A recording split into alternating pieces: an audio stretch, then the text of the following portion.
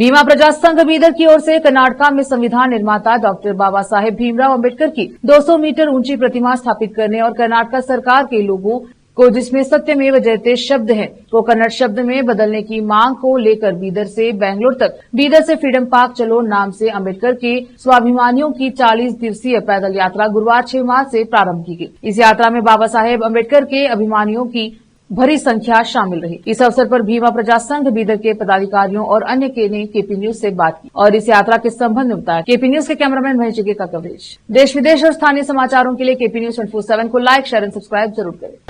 आज बीदर में भीम प्रजा संघ के बेंगलुरु की ओर से मेरे भीम सैनिक, मेरे साथी व्हाइटफील्ड दुर्गेश भाई के नेतृत्व में बीदर से बेंगलुरु फ्रीडम पार्क तक टोटल 40 दिन का स्वाभिमान का एक पाद यात्रा चल रहा है। तो उसका मुद्दा क्या है बोले तो जो हमारे संविधान शिल्पी है डॉक्टर बाबा साहब अम्बेडकर जी का 200 मीटर का स्टैचू कर्नाटक में होना चाहिए, ऐसा इनका एक मुद्दा है। टोटल वो फीट होगा 656 फीट का होगा। वो पूरे हमारे ऑलरेडी गुजरात में सरदार वल्लभ भाई पटेल जी का उन्होंने एक भी अर्जी नहीं दी है, लेकिन वो बिठाया गया है।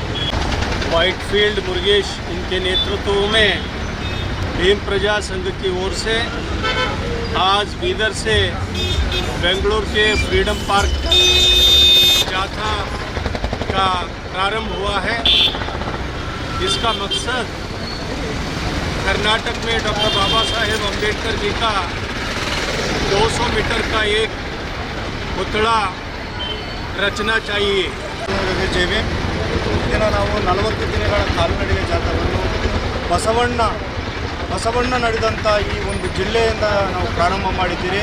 ಈ ಹೋರಾಟ ಯಶಸ್ಸು ಹಾಗೇ ಆಗುತ್ತೆ, ಯಾಕಂದರೆ ಬಸವಣ್ಣ ನಡೆದಂಥ ನಾಡು ಈ ನಾಡು, ಆ ನಾಡಲ್ಲಿ ಇವತ್ತು ನಾವು ಒಂದು ಎಲ್ಲ ಭೀಮಾ ಸೈನಿಕರದೊಂದಿಗೆ ನಮಗೆ ಈ ಒಂದು ಭೀಮಾ ಸೈನಿಕರು ಈ ಒಂದು ಕಾಲ್ನಡಿಗೆ ಜಾಥಾವನ್ನು ಏನು ಬಾಬಾ ಸಾಹೇಬ್ ಭೀಮಾ ರಥವನ್ನು ಉದ್ಘಾಟನೆ ಮಾಡಿಕೊಟ್ಟು ನಮ್ಮನ್ನು 40 ದಿನಗಳ ಕಾಲ್ನಡಿಗೆ ಜಾಥಾ ಒಂದು ಯಶಸ್ಸು ಆಗಲಿ ಅಂತೇಳಿ ಇವರು ಆಶೀರ್ವಾದ ಮಾಡಿದ್ದಾರೆ।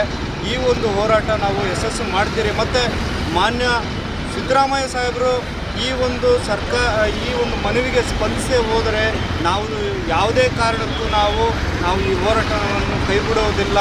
ಸರ್, ಈ ಜಾಥಾ ಎಷ್ಟು ದಿನಗಳಿಗೆ ಮುಟ್ತಿದ್ದಾರೆ ಬೆಂಗಳೂರಿಗೆ? ಸರ್, 40 ದಿನ ಕರ್ನಾಟಕ ಜಾಥಾ ಸರ್, ಇದು 40 ದಿನಕ್ಕೆ ಮುಗಿಯೋದಿಲ್ಲ ಸರ್, ಯಾಕಂದರೆ 40 ದಿನ ಇಲ್ಲಿಂದ ನಾವು ಸಾಂಕೇತಿಕವಾಗಿ ಫ್ರೀಡಮ್ ಪಾರ್ಕ್ ಬೆಂಗಳೂರಿಗೆ ನಾವು ಹೊರಡ್ತೀವಿ। ಸರ್ಕಾರ ಇದಕ್ಕೆ ಸ್ಪಂದಿಸೇ ಹೋದರೆ ನಾವು ಯಾವುದೇ ಕಾರಣಕ್ಕೂ ಇದು ಸ್ಥಗಿತ ಆಗೋದಿಲ್ಲ, ಇದು ಮುಂದುವರಿಯುತ್ತೆ। ನಿಮ್ಮ ಜಾಥಾದಲ್ಲಿ ಎಷ್ಟು ಜನ ಸೇರೋದ್ರ ಸರ್? ಇದು ಬಾಬಾ ಸಾಹೇಬ್ ಅಂಬೇಡ್ಕರ್ ಅವರ ಅನುಯಾಯಿಗಳು ನಾವು ಇಷ್ಟೇ ಜನ ಅಂತ ಹೇಳೋಕ್ಕಾಗಲ್ಲ।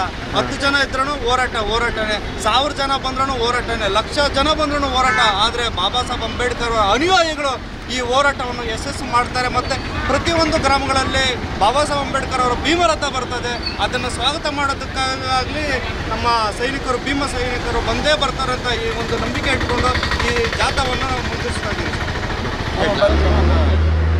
ಯಶಸ್ವಿ ಆಗ್ತದೆ ಅಂತಕ್ಕಂಥ ಸಂಕಲ್ಪವನ್ನು ನಮ್ಮ ವೈಟ್ಫೀಲ್ಡ್ ಮುರುಗೇಶ್ ಸರ್ ಅವರು ಒಂದು ವಿಶ್ವಾಸವಿಟ್ಟುಕೊಂಡು ಬೀದರ್ನಿಂದ ಯಾತ್ರೆಯನ್ನು ಪ್ರಾರಂಭ ಮಾಡಿದ್ದಾರೆ।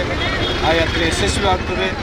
ನನಗನ್ನಿಸ್ತದಕ್ಕೆ ಇದು ಫ್ರೀಡಮ್ ಪಾರ್ಕ್ವರೆಗೆ ಮುಟ್ಟುವರೆಗೆ ನಮ್ಮ ಮುರುಗೇಶ್ ಅವರ ಏನು ಬೇಡಿಕೆ, ನಮ್ಮ ಸಮುದಾಯದ ಬೇಡಿಕೆ, ನಮ್ಮ ಸಮಾಜದ ಏನು ಬೇಡಿಕೆ ಇದೆ ಅದು ಈಡೇರಿಸ್ತಾರೆ ಅಂತಕ್ಕಂಥ ಭರವಸೆ ನಮ್ಮ ಸಚಿವರು ಮತ್ತು ಮುಖ್ಯಮಂತ್ರಿಯವರು ನನ್ನ ಭರವಸೆ ಇದೆ।